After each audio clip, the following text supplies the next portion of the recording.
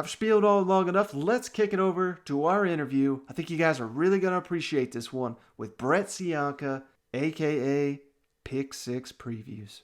All right, we're pleased now to be joined by a friend of the show, Brett Cianca, a.k.a. Pick Six Previews, the author of the best college football preview magazine out there. He's a Heisman Trophy voter, and his book has actually been named the most accurate Power 5 preview from 2012 to 2020. Brett, thanks for joining the show once again. I really do appreciate it. Yeah, thanks for having me on, Mike. I hope the off-season's treating you well and treating the listeners well. I know we always catch up closer to my book release in July once that's on, once that's for sale. Right now I'm digging into my book. I'm done the Pac-12, done the ACC, but I still have these other 3 leagues to go. A lot of roster movement this year with the transfer portal, like crazy. So a lot more to dig into, and excited to keep going with it. But I hope all's well with you and Shane, and excited to talk some playoff here. Absolutely. We're going to have you on once again once the book is out and talking some SEC football. But, in the meantime, you referenced it there. It's the off season. It's a slow time. And of course, the topics, some of them are always the same. And this year is no different because college football playoff expansion is, it's been in the forefront the last couple of weeks. And I really appreciate just your love and passion of college football and your take on all that. So that's kind of what I wanted to just have you on and talk about on this episode. So, what are your thoughts on college football playoff expansion? How do you react to seeing so many people? Seems like they're just dying for this thing to grow from the 4-team format. Yeah, so this is an annual discussion, and it seems to have gotten even crazier this year. So I was part of a national roundtable of national writers. It had the lead writer at CBS, the lead writer of The Athletic, Yahoo, etc. And they were all pitching their favorite, their preferred playoff formats, whether it be 8, 16, 12. I was the only guy to actually defend the current structure, the 4-team playoff. It's turned into somewhat of the rare opinion, not so much the popular one anymore, but I do believe strongly in it. So there's a lot to unpack with it, but I think some of the things I want to state at the beginning before I give my pitch is, first, it's okay for college football to be unique. I think that so many times you see people complain and say, whoa, look at March Madness. It's such a great postseason tournament. Or look at the NFL, how they have their divisions and automatic qualifiers and such. It's okay for college football to be unique. It's the only purely unique American sport. It's no one else has what we have with collegiate athletics, but especially college football. It's been intertwined in American history for 150 plus years.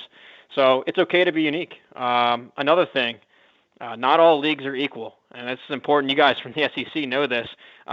People talk about how every conference should have an automatic bid into the playoff.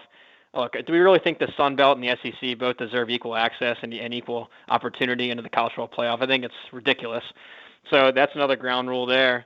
And the last bit is I think it's okay that we reward perfection in the sport. There's so many teams. There's 130 teams, 65 Power 5 teams into only 12 Saturdays. So I think it's okay that we reward perfection. And we can talk a little bit about different scenarios and rematches, but to those that say that it's unfair for a 1-loss or a 2-loss team to be left out, I think it's the opposite. I think it's actually unfair to the undefeated team that already beat that team.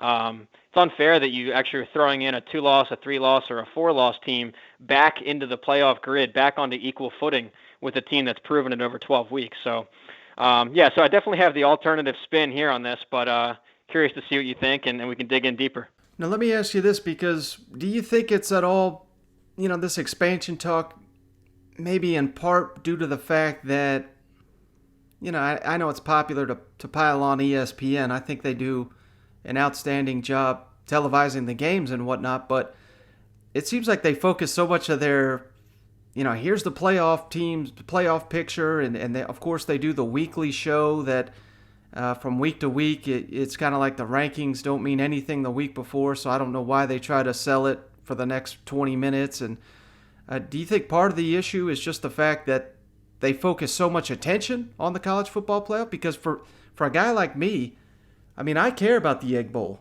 I care about the cocktail party. I care about all these games. There's 20 of them in the SEC that are outstanding that no factor in the college football playoff race, but that doesn't mean the games are meaningless, yet some of the coverage kind of suggests that it's college football playoff or bust. And I think that's just a perspective of someone that doesn't like college football as much as you or I. Yeah, exactly. I think there's a couple issues here in play. College football over the course of 150 years, I mean, it was really a regional sport, and I think that's unique. I think it's beautiful in that sense, where your in-state rivalries mean so much to these alumni bases and programs. Your rivalry trophies, like you mentioned, even winning your league is what used to be so important. And that's a great thing. I mean, you talk to some Pac-12 fans, and some of them are more excited to make the Rose Bowl than the actual national playoff. So I think the idea of a regional sport has a lot of merit. And I think with this 4-team playoff, it's forced our sport to be more, forced into this national bucket where the only thing that matters, or at least in the eyes of some of the media, is this national 4-team playoff, where you can find so much more meaning, or at least other meaning, like you said, in the in-state rivals, the crosstown rivals, and the conference rivals, and winning your league. So you have a regional versus national issue. And then I think you also have, I don't want to talk down to anybody that has a different opinion than me on playoff size, because I'm not going for that. But what I'm saying is I think you have a casual fan versus a diehard fan. And to the casual fan that maybe watches a few college football games a whole year, they'd rather just tune in a few hours to this 8-team or 16-team playoff.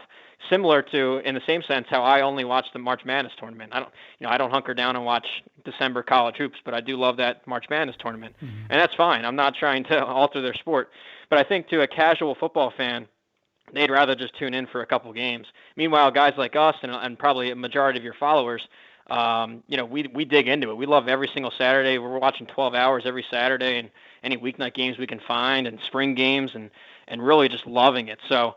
But I think the big TV markets, the ESPNs of the world, they'd rather cater to that more casual base and just draw in way more viewers. Look at the Super Bowl's ratings. I mean, you think that I think there's 40 million football diehards out there? No, I mean, it's just a national event, and it really caters to the casual person. Not even sports fan. They bring in the big halftime show, the commercials. It's more of like a cultural thing. So it's bigger than just football. So I think you have a couple things at play, and you hit on. You have regional versus national. Finding the different importance there, and then the way catering to a casual fan or casual sports fan rather than the college football diehard people. Yeah, and I don't know if you saw this, but the Pac-12 just named their new commissioner, and it's I don't even know the guy's name, to be honest with you, but I just saw they hired him, and immediately he comes out and says the Pac-12 is going to be supporting an expansion of the college football playoff. He's going to start pushing for that. So I don't know, is that good for the game, or is it, I mean, I guess that's not his job. His job is to look out for the Pac-12, but, I mean, since when are we taking the cues from a league that is, not being run properly? I mean, I guess I'm kind of answering my own question here, but it seems like he's just thinking of, anytime I hear something like that, he's thinking of the Pac-12, how do they help them, and not necessarily the sport of college football. Would you agree with that? Well, his opening statement was, I guess, what he thinks best for the Pac-12, but I disagree. I think the Pac-12 needs to look in the mirror.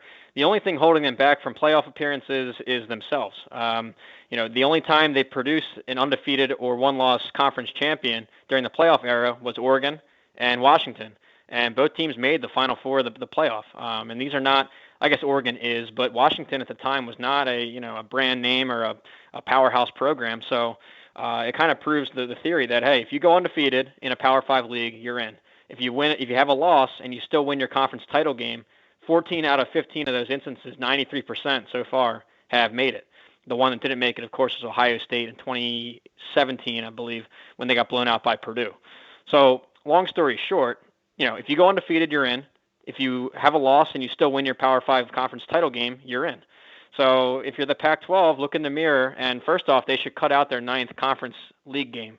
It might be better for TV ratings to have a 9th league game, but if your goal is to produce a playoff team, you want to finish your champ with 0 losses or 1 loss, and just adding a whole extra 9th round of games against each other, they beat each other up. I'm actually of the opinion that the Pac-12 has some solid football teams out there. It's just that they tag each other with that one more additional loss every year, and the champions, when the dust settles, the champions have 2 or 3 losses. Meanwhile, you take out that 9th game, maybe you get some more one-loss champs and into the bracket. So Yeah, so in terms of playoff bracket access, I really think it's like I said. I think it is fair. All 65 teams in the Power Five, they start at the same point in August when the football's kicked off. Everyone controls their own destiny out of that pack. Those 65 Power Five teams. Go undefeated, you're in. Have a loss, win your conference title game, you're pretty much in. Until the time where all five conferences have produced an undefeated conference champion, I'm okay with four. I think it's perfect. And again, I don't really have an answer for the group of five non-AQ teams. I don't think the conferences are equal when you look at not only the recruiting numbers are just astronomically different, the head-to-heads on the field, the teams actually playing each other, it's slated way towards the Power Five in terms of win-loss record head-to-head. And then the NFL too. I mean, there isn't some crazy bias if the Power Fives are having 10 times as many draft picks. So, all that to say, I forgot to put this into my point at the beginning. I like the 4-team bracket, but with a twist. I'd actually bring back the old BCS formula to select the teams. And you touched on this with the committee. I think a lot of people's problem with the current playoff structure is pinned on the committee, and I agree with it. I think that it's secretive, it's behind closed doors. They change their criteria every week. These guys are all connected to the Power Five conferences anyway. They're athletic directors or former coaches or whatever. They're all tied into it. I think if you make it transparent, separate the actual playoff number of teams versus the selection process and make it transparent. Hey, here's the formula. Here's the exact criteria. And then maybe even a nationwide poll like the AP poll where you have hundreds of sports writers not tied directly to the conferences and schools to represent everybody. So I don't know. I like the 4-team. I'd like to switch the selection process, and I think that's where a lot of people get caught up on when they think of 4-team playoff. They just immediately think of the committee and the problems with them. And if you can separate number of teams versus selection process, I think we can, find some common ground. Now, does it surprise you at all when you see coaches that support expansion and just a couple that come to mind in the SEC? I know Jimbo, of course, they just got left out. Brian Harsin has come out in support of it, Kirby Smart. But again, they're probably thinking more about themselves and their programs and their bonuses and all that. So are you surprised at all when you see these coaches come out in support of an expansion of the playoff? No, not surprised at all at that. I mean, if you think of it from the coach's perspective, they'd like to add that to their criteria, into their recruiting pitch that, hey, we were a playoff, we earned a playoff bid. Think of it this way, 30, 40 years ago, there was only a handful of bowl games or, a lot less bowl games. So when you got a bowl invite, you were probably 9-2 and really earned this, this big stage. And it was an achievement. I mean, you would talk about, hey, we made 5 bowls the last 5 years and so on and so forth. But by adding more bowl games, that just really it diminishes the quality of the achievement. Nowadays, I mean, you have losing record teams making it pretty much every team that goes 6-6 or better is in a bowl game. It's, half of FBS now, more than half. So when you say you're a bowl team nowadays, does that really do anything? I mean, does that really prove your point? So I think that the more you expand the playoff, that waters down the actual achievement of being a playoff contender. I mean, a playoff selection. So, yeah, but of course, if you want to get that playoff bonus on the resume and be able to pitch to recruits, then yeah, I mean, I totally agree that they would be saying that. But in terms of the health of the sport and what the fans want and diminishing the importance of the regular season, I don't know that that it goes that way. Yeah, and I'm a little concerned. Maybe I'm just reading too much into these headlines and things that are being said, but I am concerned that the playoff will expand. But I am looking at it. There's a little bit of silver lining there. If the playoff expands, won't that just more than likely just result in more SEC teams in the field every year? Which it seems like that's what they're trying to get away from, but I think it's just going to result in more SEC teams in there. Mike, you're spot on with that, and it reminds me of the last time we expanded when, it used to be the BCS 1 versus 2, and that was going pretty well. You had a couple hiccups, but it was going relatively well. Now, what exact season changed the public perception of it? It was when, in 2011, it was a rematch of 2 SEC teams, and, everywhere outside the southeast of America was up in arms. Oh, we can't have 2 SEC teams making it anymore. We need to expand. Okay, so then we expand to 4. And then what's the only situation that we've had multiple teams from one conference in? It was the SEC a couple years back. So, if you go to 8, you'll start getting 3 and 4 SEC teams in there. So, to SEC fans and your podcast, that's excellent. But I don't think, these people that want to expand to lessen the SEC's playoff access, it's going to go the other way. Because, just take last year, for example. I was thinking of teams like Florida and Georgia, who were definitely solid teams, good metrics, good numbers, hard strength of schedule, and they got tagged with 2 losses. So I think if you go to 8 or 16, those 2 are probably both in the bracket. And that's great if you're a Gator or a Bulldog or your show. But at the end of the day, we kind of already proved that out, right? You already had Florida play Georgia. We already had Alabama play both of them, beat both of them. Why do you need to put Georgia back onto equal footing with Alabama after their blowout? Or why would you then put Florida back onto equal footing with Alabama after the SEC title game a week earlier, already settled it? So, from that sense, I think it's pretty unfair to the teams that actually grind it out, go undefeated or 1 loss, and win the league. So, yeah, I think to your point, they should be careful what they wish for, because this thing's going to look like an SEC tournament in a few years. Last thing I got on the playoff, I just wanted to ask you this. How bad of an idea would it be if they expanded it and then they said, all right, everybody that wins their conference, I'm assuming Power 5, every Power 5 conference champion gets a bid in the playoff. How detrimental would that be? I think it'd be terrible. Now, here's the point, though. Right now, we currently live in a stage where, we have a couple dynasties going right now. You have Alabama with Nick Saban. You've got Dabo with Clemson. The Ohio State machine keeps rolling. And then even Oklahoma, I think, has won 5 or 6 in a row. So it's kind of a rare situation to have, 4, so-called dynasties in motion at the same time. If you go back 5-10 years, these conference champions are more variable. You might have a title game upset here and there. I think Georgia Tech won the ACC one year with 3 or 4 losses. Wisconsin won the Big Ten with 5 losses a couple years back. So, you're going to get more flukiness in the conference title game eventually, and you're going to have a lot of these multi-loss champs. So I don't agree with the automatic access bit. And like we said at the beginning, not all conferences are equal. I know I meant that towards Power 5 versus non-AQ. But even within the Power 5, I don't think that the Pac-12 should automatically have the same access as the SEC champ. So, yeah, and to your point on that, too, I think that would also diminish the regular season, if you're doing the automatic access in, because you could have a team, all these non-conference games that we get excited about, this Clemson-Georgia kickoff, this Ohio State-Oregon, none of that would matter at all if you're just going to say, hey, win your conference, you're in automatically. So non-conference goes by the wayside. Those turn into total exhibition games.